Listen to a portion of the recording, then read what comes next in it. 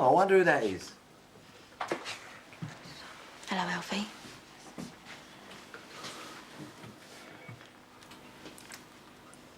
And cut. we cut there.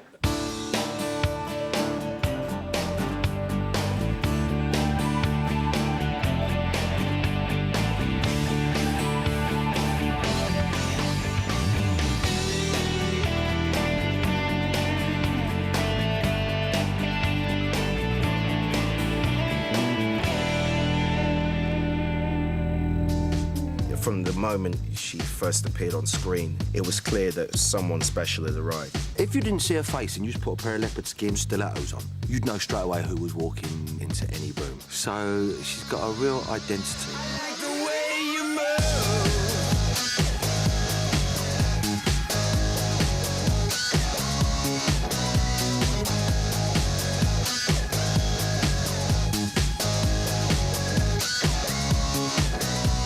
Kathleen is wearing this low-cut number, exclusively designed by the House of Slater. The kindest thing I can say about Kat's dress sense is that I wouldn't wear any of it. Don't wait out, will ya? As soon as I get into costume for Kat, I put on this mince, and the handbag goes under the arm. And yeah, it does change your personality because, you know, I'm Kat when I'm dressed up. It's obvious that I'm going to be wearing cat prints, but the skirts started off very short, and I've sort of got them going a bit longer now because, well, I'm nearly 34. Her makeup, she wears so much, and I think that's a kind of shield to sort of hide her vulnerability from everybody. She likes to walk into a room and get attention, because if everybody's looking at her, it makes her feel better than she may in fact feel. She's had Alfie, Andy, Anthony, so I think she might have started on the A's and working her way down to the Z's. Don't tell me you ain't tempted. Some blokes, you know, you want a lady at home, yeah, but you want a sleaze bag between the sheets. And I think Kat's the sleaze bag. I've got this tingling from the tip of my toes right to the top of my thighs.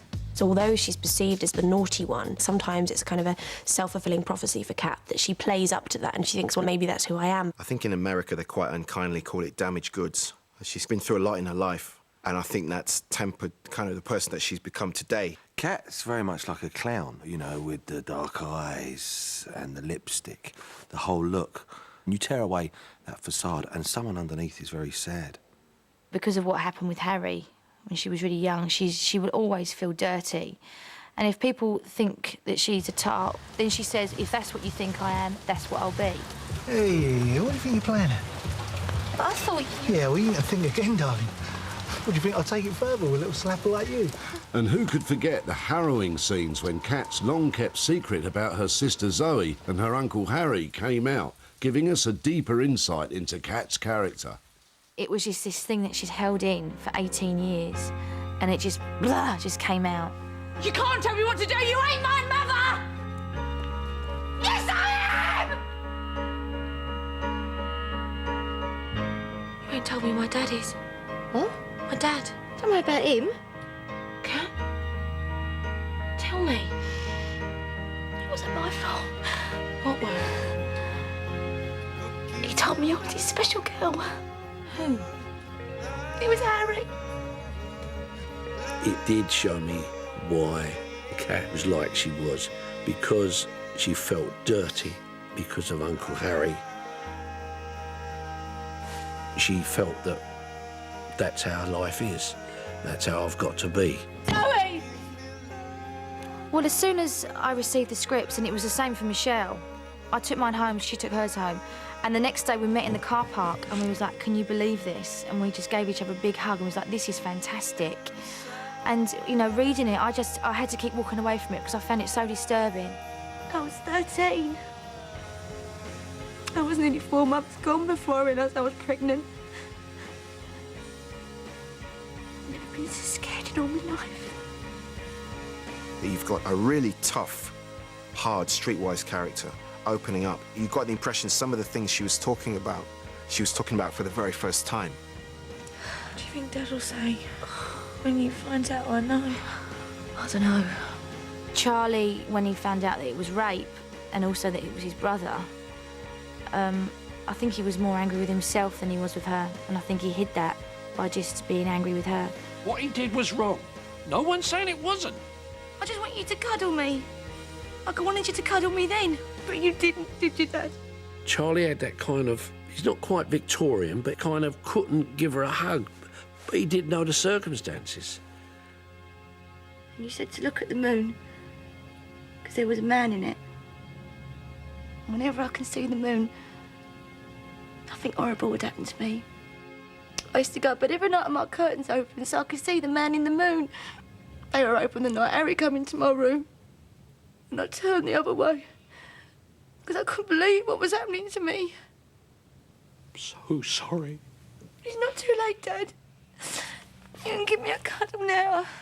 And I could be your little girl again. But the others are coming back now. He just wasn't able to make that step, and it was a difficult step to make. And you got the impression he always had a deep regret for not doing that. Because we filmed the episode in sequence, and you don't usually do that in EastEnders, the feeling, everything built up, and then when I actually come face to face with Harry, I just absolutely hated him. It wasn't just me. You were always going around in that little mini skirt. That was my school uniform. And the makeup. I used to walk around in my mum's high heels when I was 3. Up for it then, was I? The way that Kat dealt with it was to try and self-destruct. I think it was quite telling, the fact that she put on her makeup before she tried to commit suicide. It was almost like putting the mask on, you know, wanting to look her best, wanting to be Kat.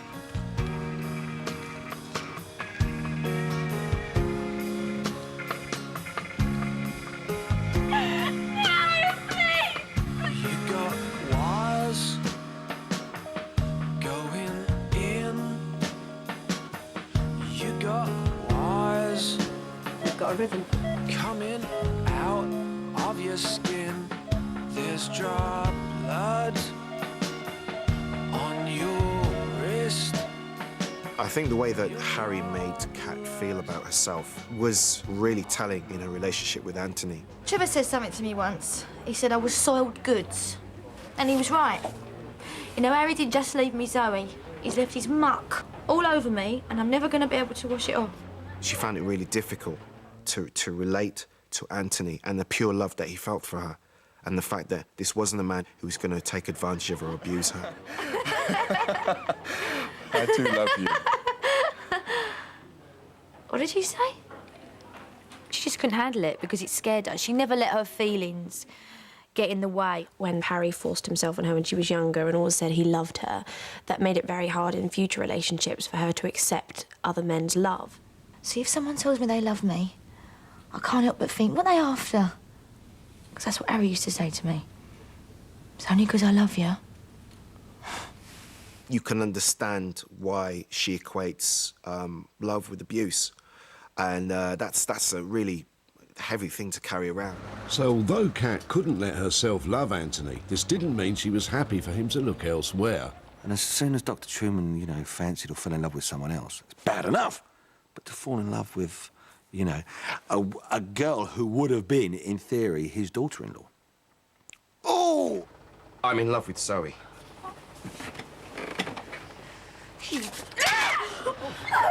She was angry because she went out with him. And also, I think there's that jealousy bit there as well. And also because it made her feel old. And, again, she pressed his self-destruct button. Look at me, I'm dark! No, you're not, you're lovely. No, I'm not. How could you possibly know how I feel? Cat, please! Leave me alone. Cat! Leave me alone! You know, Zoe's perceived this sweet, innocent young girl, and she's the old slapper again. Cat Slater, dirty old scrubber! I'll lay right here on the floor, we can do it now! Kat, come on. Get off Please. me! When I did the drunk scene, it was hard because I thought, I've got to do this in front of everybody. Am I going to do it? I've got to throw the beans on him. But when I did it, I actually really enjoyed it. Get off me!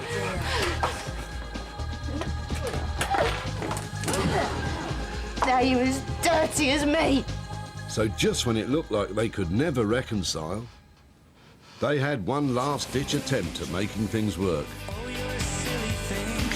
She tried to change herself completely with the pearls and all that, and going out for meals with all these posh people. But they were worlds apart. That's enough. Let go! He thought he could mould her into this model doctor's wife, and that she would wear the twin satin pearls and enjoy going to the opera and enjoy the dinner parties with his posh friends, and it was just never going to happen.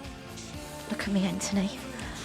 I'm no doctor's wife. In my eyes, you are. We are a million miles apart. Well, what we had... Please, Anthony, don't say anything else. We both know that it's over. So she realised that she'd much prefer to be the busty barmaid chatting up the builders rather than be the wife of a doctor. Come on, don't... So it was back to the pub for Kat, where she found a good friend in the new bar manager, Alfie Moon. Millions upon millions were tuning in night after night to see where this relationship was going. And for a while, the great thing about it, it was going nowhere. And occasionally we'd just dip our toe in the water. Oh, Kit, that's so me, yes. Well, it ain't much, but it's to say thanks, you know, for everything. Oh, that's all right. Well, it's the party tomorrow, yeah? Oh, yeah, that'll knock them dead at the party, that will. Of course it will. Making a habit of this cuddling thing, ain't we? Ain't you heard? It's Cuddle and Mate Week.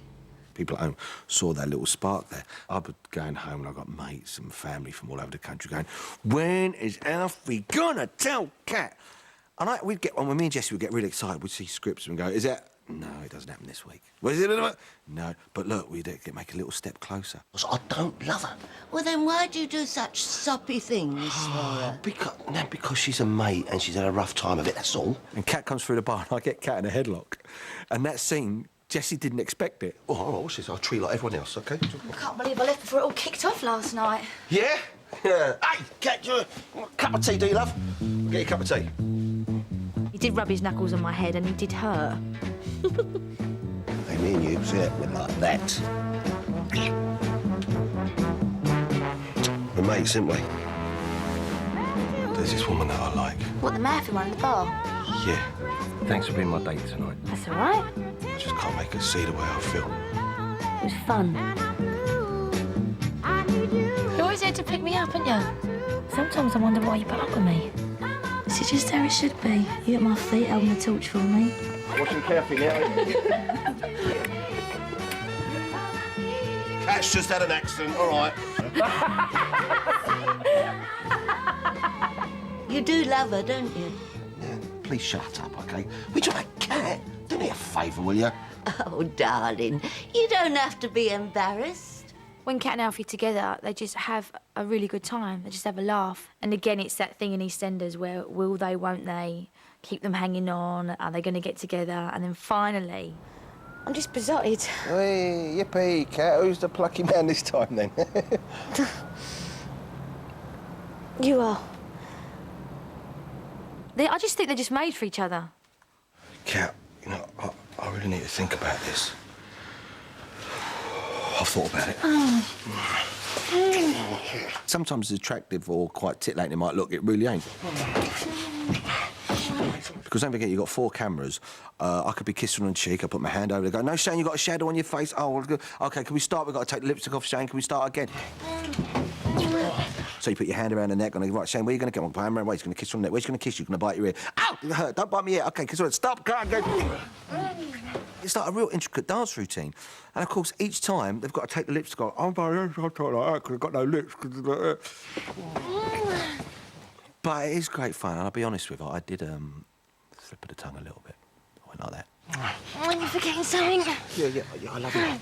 Oh, I love doing kissing scenes with Shane. I look forward to doing kissing scenes with Shane. Have you got one? Have I got what? Have you got one? Have I got one? Please, Alfie. Please, Alfie. Kat was looking forward to this romantic encounter she was going to have with Alfie. Have you got a machine in the Good loo? thinking, right, you stay there and just, don't make a sound and just, keep everything where it is. While he's on the hunt for a condom, Alfie gets mugged, gets beaten up, he falls in the lake, and eventually comes back with a condom to make sweet love with his baby. But she's asleep. And it was a beautiful moment where he just switches the light off and curls up, gives her a kiss and curls up And I thought that was such a defining moment.